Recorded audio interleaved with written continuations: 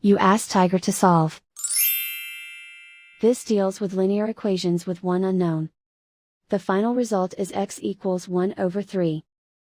Let's solve it step by step. Group all x terms on the left side of the equation. Add 3x to both sides.